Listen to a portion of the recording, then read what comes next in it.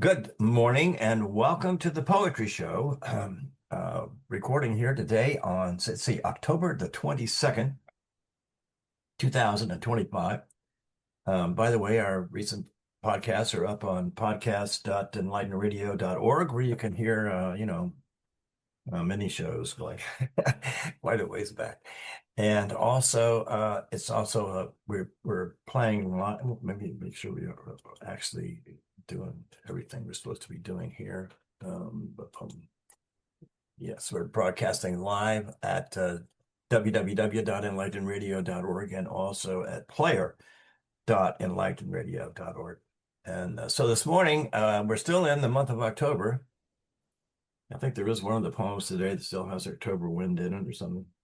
Anyway, so Janet has chosen some what I would characterize as some slightly more difficult poems today, and some couple very famous ones,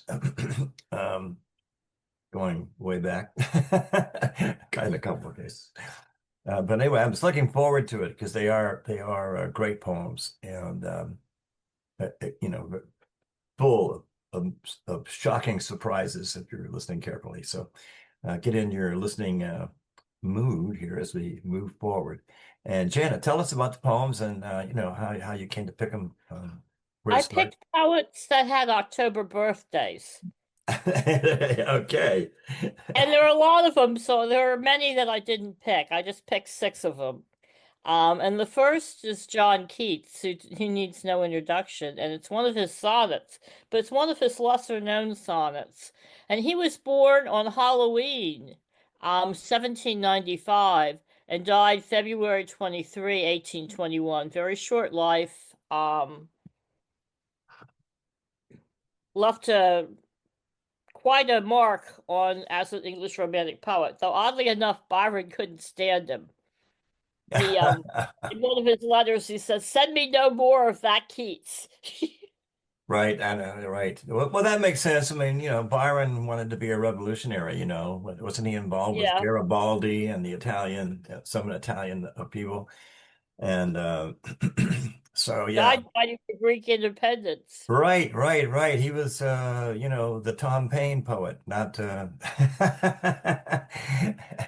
although he needed, maybe he needed someone more like William Blake, to Balance him out a little. yeah, right.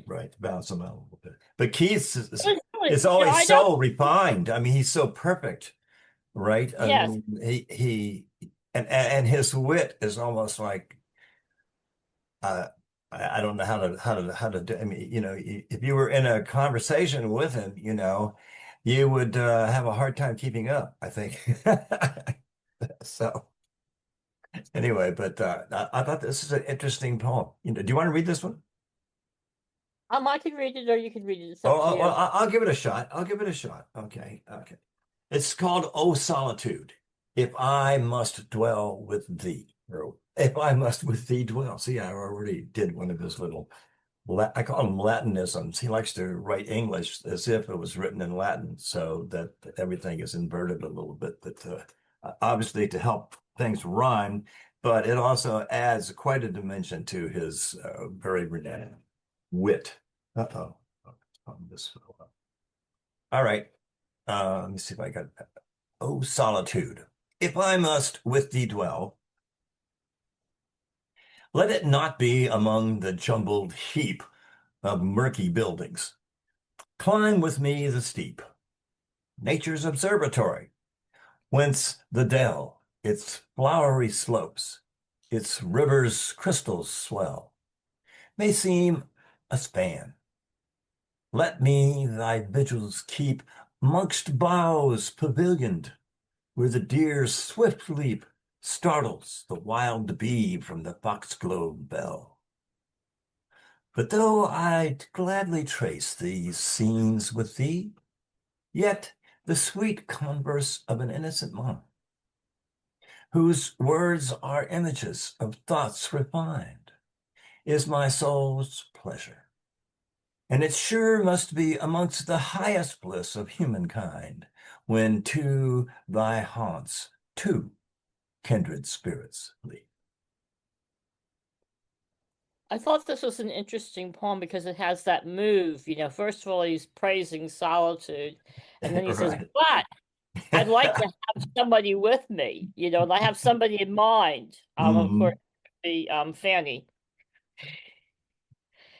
his love that he never managed to get together with. Yeah, right. Right, right. They must be settled. She must have to settle for the poems Yes. anyway. But yeah, but it's very clever, and it's got a lot of little different levels in it. It's great.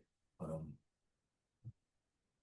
when I remember studying poetry in college, how I think reading Keats was it's very interesting poems, I think, to young people. Um, I'm not sure why. There's something just sort of very youthful, and the romance is so direct, okay, in his partnership and his poetical love life, comes across like, you know, a modern ballad, or a modern, clever love song, kind of thing. So I think it's great. Thanks for picking this one out. I remember it, but I had been a long time since I had seen this poem. What's So next? now we're going to go to E. Cummings, who was born October 14th, 1894, and died September 3rd, 1962. I'm doing these from the earliest birthday to the most recent.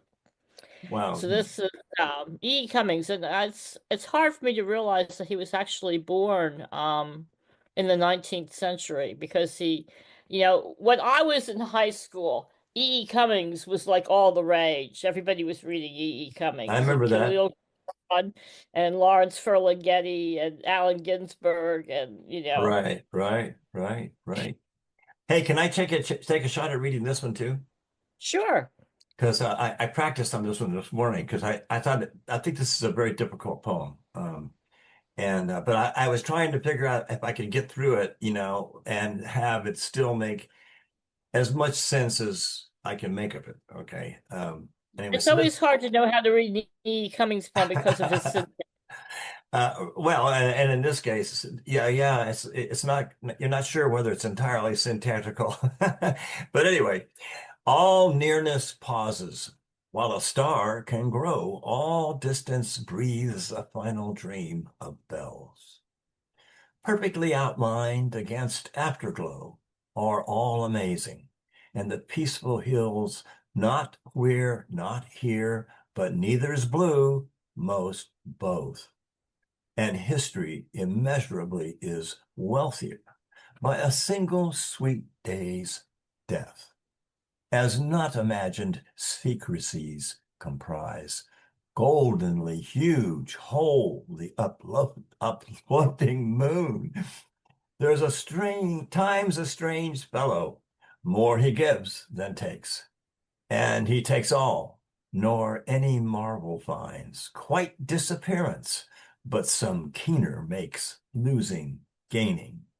Love, if a world ends, more than all worlds begin to see, begin. I don't know how I did. I don't know. I love that movement. Time's a strange fellow, more he gives than takes, and he takes all. Yes, right. I thought that was a really brilliant move. And I also love the description of the moon, goldenly huge hole, the uplifting. Yeah. The uploading. Yeah, goldenly huge hold. I know he does that kind of thing where he'll t take like a child has been handed a whole box full of words, and he'll just like Yes. throw them up in the air, like they're so very interesting. But I always it's always an entertainment, and I don't remember reading this poem ever before though. How this is was completely new to me. So thank Yeah, you. I was looking for a less familiar E. Cummings. I was trying to find poems that were not by these poets that had not been overdone. I mean, of course, I could have done, I thank you, God, for this most amazing day, but everybody knows that poem, and Right, right. or one of his love poems. Or But this, anyone lived in a pretty how town up so many floating bells down. yes. Right. Okay. There's that one too. Anyhow, this I think was published after his death. Um, it was not published while he was alive. There were, I think, something called some number of poems that was published after his death. Right. Interesting. Now we're going to Dylan Thomas. And Dylan Thomas has, you could get lost in the sheer beauty of his language and miss the sense of his words sometimes. At least I can. Oh, But absolutely. Yeah. he was born October 27th, 1914, and died November 9th, 1953. And this is especially when the October wind. So this is the only poem that's really specifically about October. Um, do you want me to try and read this? Oh yeah. Go for it. Yeah. I found this a difficult poem, too, but go ahead. Yeah. Yes. Especially when the October wind with frosty fingers punishes my hair. Caught by the crabbing sun, I walk on fire and cast a shadow crab upon the land. By the seaside, hearing the noise of birds, hearing the raven cough in winter sticks, my busy heart who shudders as she talks, sheds the syllabic blood and drains her words. Shut to in a tower of words, I mark on the horizon, walking like the trees, the wordy shapes of woman, and the rows of star-gestured children in the park. Some let me make you of the voweled beeches, some of the oaken voices from the roots. Of many a thorny shire tell you notes, some let me make you of the water speeches. Wow. Behind a pot of ferns, the wagging clock tells me the hour's word. The neural meaning flies on the shafted disc, declaims the morning, and tells the windy weather in the cock. Some let me make you of the men's signs, the signal grass that tells me all I know, breaks with the wormy winter through the eye. Some let me tell you of the raven's sins, especially when the October wind. Some let me make you of autumn spells, spider-tongued in the loud hill of Wales, with fists of termite punishes the land. Some let me make you of the heartless words. The heart is drained that, spelling in the scurry of chemic blood, warned of the coming fury. By the sea's side, hear the dark-vowed birds. So Yeah. he's got Yeah. Go ahead. some persistent images here, birds, but I thought it was a very powerful poem, but it's so evocative. I get lost in the language. Right. Yeah, it's true. It's like, you're walking along the beach and the ocean is making a whole lot of noise. Um, um, But there's some really, startling images in this, especially when the October wind, I'm going to skip the parentheses, with fists of turnips punishes the land. Fists of turnips. yeah, I mean, that right. was, That's beautiful. Yeah. yeah, it was just so unusual. Um, so again, from Dylan Thomas, I was trying to find one that people might not know. Um, instead of, Right. Death Sure. the Yeah. Million Usual. I like and that sec Fernhill was a little long.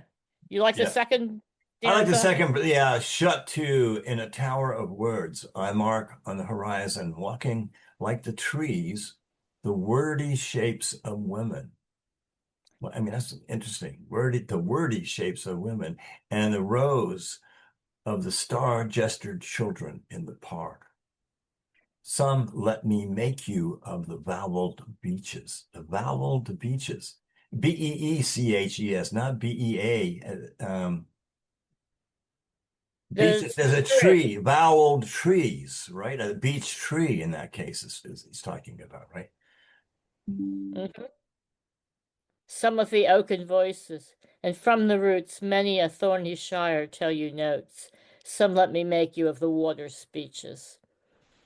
Right, right. Yeah, and some let me make you of the water's speeches. That's wow. Um, like the mixture of voweled beech trees and water's speeches. Yes. That seems extraordinary to me. It just does, you know. Voweled beech trees and water's speeches. Just all right, Yes, there's okay. a rhyme in this poem, and it's um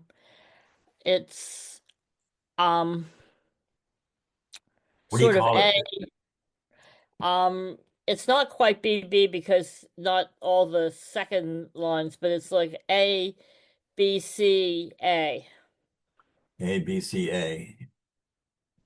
I mark rhymes with park, but trees You're and right, right, right. Beaches, speeches. Right, right, yes, right, right. Roots, notes, and some of them are half rhymes a little bit. You yes, know, that rhymes. But it adds to fire and the hair, hair and fire. yeah. So Uh, it s uh sticks and talks, mm-hmm. and that's like it's not rhyming. It's like the consonants are there together. Yeah. But the vowels are different. Mm-hmm. It's, it's an So this interesting. we classify as a meditative poem. One that, he's he's describing what's around him, but he's also meditating upon it. Right, Um, right. and there are some images that reoccur, the images of birds,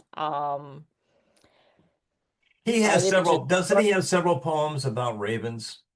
I mean, I seem I, to, let me tell you of the raven sense. I seem to remember although I get confused, I might just be thinking Edgar Allan Poe. So no, you forgive me. might be thinking of Ted Hughes, who wrote about crows and ravens a good Oh, bit. that's right, right. Ravens and crows. That's right. He did. That's right. That's right. Okay. I don't know about Dylan Thomas. I'm trying to recall, but I can't. I haven't Yeah. read all of Dylan Thomas, obviously, or even a whole lot of it, but I I remember I read a selection, a bunch of his poems, like maybe 40 years ago. And I didn't go back to them that much. And I'm not sure why. To a certain extent during the 60s when the beat poet thing took off, right? Um, yes. it just kind of, I mean, all of a sudden, in a sense, the beat poets they were good poets. They were good poets, but they were basically it seemed like almost all the talent just sort of exploded into songwriting. Hmm. In a period of like 5 or 10 years, and it colored everything there, and it made me on certain kinds of poets, I want to go back to like William Hinton. Or no, who's the guy that Bill? Oh, I don't. I'm terrible with names now. But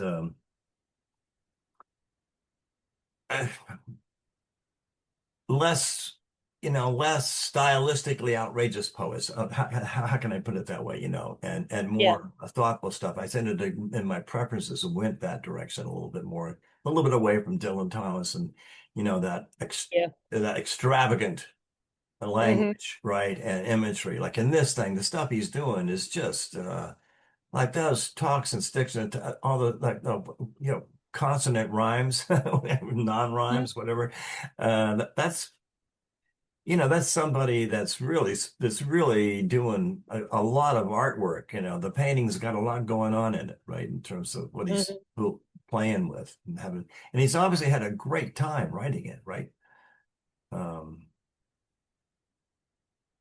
he might have been getting high a little bit. I'm sorry. Well, he drank a lot. He did okay. All right, but it didn't kill his imagination, at least not in that poem. No. Um, so what's next, my dear? We're going to Sylvia Plath, who is a Oh, poet who might be as famous for her death by suicide as for her life. She became kind of a cult figure among certain feminist women, and her husband at the time, Ted Hughes, actually had a very bad time um, for a Yeah. while because they blamed him for her death. Yes, I think that there was that. That's true. I mean that's true. I mean, I remember that being and somehow it was a reaction to the fact that he maintained a fairly strict copyright on her material. And I don't remember what all the issues were, you know. I mean, I think that he did not want her to be exploited in certain ways, you know. On the other hand, you know, he could be accused of, oh, you were trying to keep something secret, you know, that actually you Mhm. abused her or whatever, and she killed herself, you know, that kind of thing. Um, but you know, all that biography and drama are right. I mean, her language is so powerful and so extraordinary. It's not always pleasant to read or hear. Um, it's painful in so many ways, it's the fact that she's follows the, you know, kind of a literary allegory that goes on through a lot of literature as someone who looked too deep. Yes. She was known as one of the confessional poets, but I haven't picked one of her confessional poems. I actually picked a poem that has a lot of nature imagery in it. It's called The Moon in the Yew Tree, and she was born October 27th, 1932, and died February 11th, 1963, just shortly after my 10th birthday. The Moon in the Yew Tree. This is the light of the mind, cold and planetary. The trees of the mind are black. The light is blue. The grasses unload their grooves at my feet as if I were God, prickling my ankles and murmuring of their humility. Fermi, fumy spiritus mists inhabit this place, separated from my house by a row of headstones.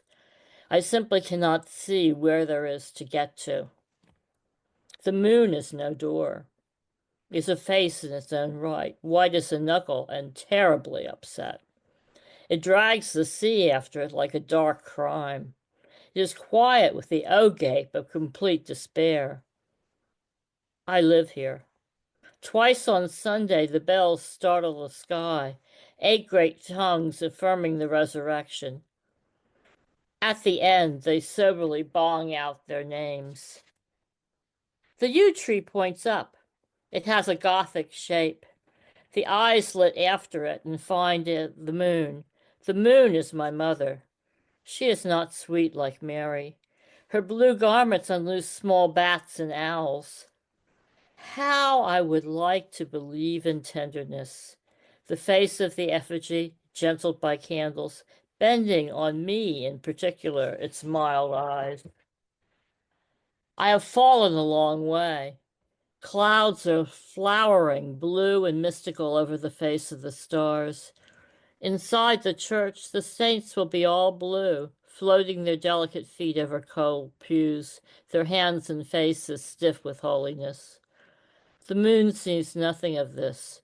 She is bald and wild, and the message of the yew tree is blackness, blackness, and silence. Amen. Amen. Wow.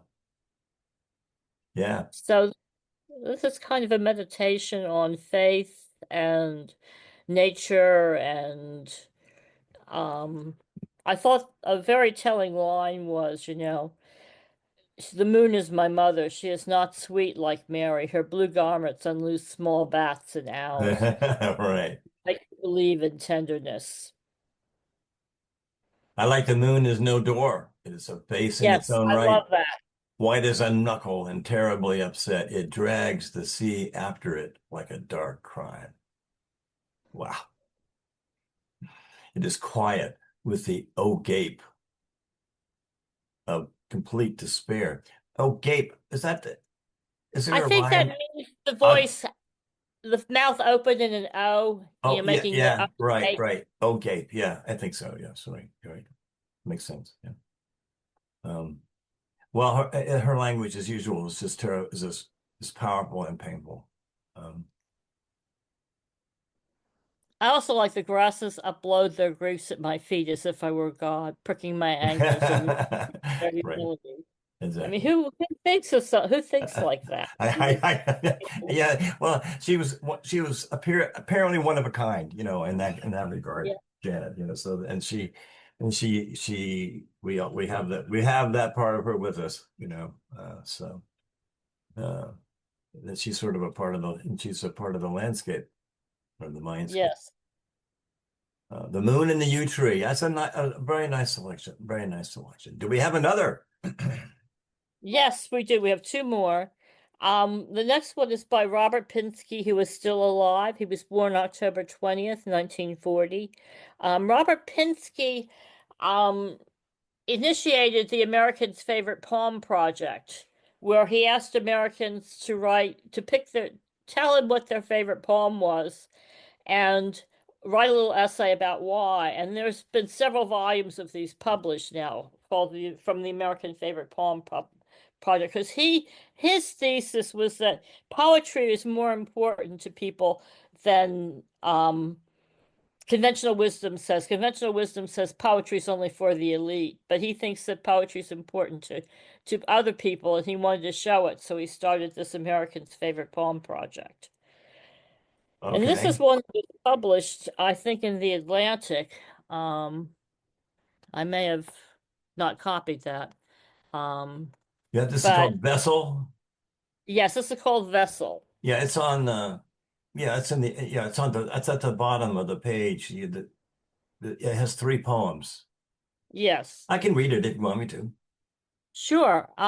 He he was the only poet that had sort of three terms as poet laureate in this country.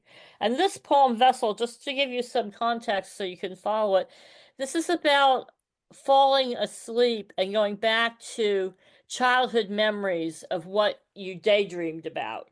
Um, and it's called Vessel. And it's got a metaphor that runs through the entire poem. So go ahead, John. Okay, Vessel.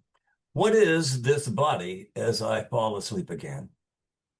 What I pretended it was when I was small, a crowded vessel, a starship or submarine, dark in its dark element, a breathing hull, arms at the flanks, the engine, heart, and brain pulsing, feet pointed like a diver's, the whole resolutely diving through the oblivion of night with living cargo.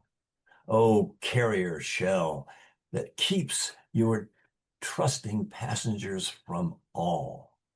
Some 20,000 times now you have gone out into blackness, tireless as a seal, blind always as a log, but plunging on across the reefs of coral that scrape the keel. O veteran, unmersed from toe to crown, buoy the population of the soul toward their destination before they drown. I just thought that was a beautiful meditation about going to sleep and blending in childhood imagery at the same time, imagining you were a ship. Right, right. And the image carries throughout the whole poem, down to the very end, Yeah. buoying the population of the soul toward the destination toward their destination before they drowned. Absolutely. Yeah. I mean, Yes, yeah, it's very good. Very good. Well, it's very rich. God, these poems have been incredibly rich today, to me. yes. Complicated, going in unexpected directions, and very, uh, some of the language absolutely just marvelous. And so, do we have another one? Yes, we're going to end with Edward Hirsch, who was born October 6th, 1950. And Edward Hirsch is a really fine poet, and he wrote a book that became an amazingly a bestseller called How to Read a Poem and Fall in Love with Poetry. Um, and it became a bestseller. He's also written a book like poem about his son Daniel who died. Um, and it's a meditation on grief. It's a full poem. The whole book is about Daniel's death, Daniel's life and Daniel's death. And it was very powerful. I read it when I was in graduate school. But anyhow, this was called I Was Never Able to Pray Okay. by Edward Hirsch. I think right now he's head of the Guggenheim, but I'm not sure. I have to double check that. I was never able to pray. Wheel me down to the shore where the lighthouse was abandoned and the moon tolls in the rafters. Let me hear the wind paging through the trees and see the stars flaring out one by one like the forgotten faces of the dead. I was never able to pray. But let me inscribe my name in the book of waves, and then stare into the dome of a sky that never ends, and see my voice sail into the night. Oh my gosh. I love that poem. Oh my goodness. Can you read that one again? Sure, I was never able to pray. Wheel me down to the shore where the lighthouse was abandoned and the moon tolls in the rafters. Let me hear the wind paging through the trees and see the stars flaring out one by one like the forgotten faces of the dead. I was never able to pray, but let me inscribe my name in the book of waves, and then stare into the dome of a sky that never ends and see my voice sail into the night. What is the Book of Ways? I think he's talking about the actual waves in the seashore. It's not an actual book. He's calling it a book, but that's a metaphor. Okay. So let me inscribe my name in the book of waves. So let me just write my name on the ocean. Oh, I thought you said ways, not waves. Okay, that was my confusion. Okay. Yeah. Yeah. Okay. Thank you. Thank you. Well, that is magnificent. It's now that is a meditation Yes. for sure. Um, well, now so the meditative mood. So we had the solitude, for example, poem, right? And I would say, and in a way, Sylvia Plath's poetry is almost meditative because it is so unique. Um, it, it takes you away from yourself into herself, doesn't it? Mm-hmm. Doesn't it? I mean, it's so compelling, right? That I mean, Yeah. you might not want to go there, but so in a way, and a meditation has a similar kind of you detach from yourself, not and you think you're attaching to maybe a Buddhist kind of nothing, but maybe you're just attaching yourself to another metaphor, of some kind. Anyway, I felt that was a bit of a theme, and as Mm-hmm. well with the October Wind poem in Dylan Thomas, even the extraordinary language. There's something quiet and deep underneath that's detached in a way from that. So anyway, yeah. I like making it up, so because in poetry it seems like all waters flow into one. There's only one ocean. Yes. The hydrologic cycle. We could be geologic about it, right? So, well, this has been wonderful, wonderful poems, Jenna. I really appreciate today's. I think we need some Well, complexity. I think sometimes we can tackle some harder poems in the show. Right, right, right. And All right, I guess I was looking for, with very familiar poets like Dylan Thomas, I was looking for something less familiar that might be new to the audience. right, Same with Cummings, so many of his poems, I mean, are just, ingrained in the culture. right. I know, right. So, but I thought these were great. Well, okay, well, let's just, so now by the time our next show is not yet going to be, it's still going to be in October. I don't know how deep you're going to go into this furry month, of rabbits, but I thought I might see what I have on Halloweens or ghosts or something like that. I'll take a look. oh, ghosts, yeah, right, okay. How about the Casper the Friendly Ghost? Okay. All right, everybody. Well, it's been another edition of the Poetry Show. If you want to get a hold of us, you can get a hold of me at host@enlightenradio.org. And if you have any things to say about poems, or if you would like to bring your poetry onto our show, we have to, schedule that kind of thing because we don't have a full-time staff. But please let us know. Host@enlightenradio.org. And we'd love to hear from you about any comments you have to have about the poems. Take care. It is late, but everything comes next. Bye-bye, Janet. Bye bye.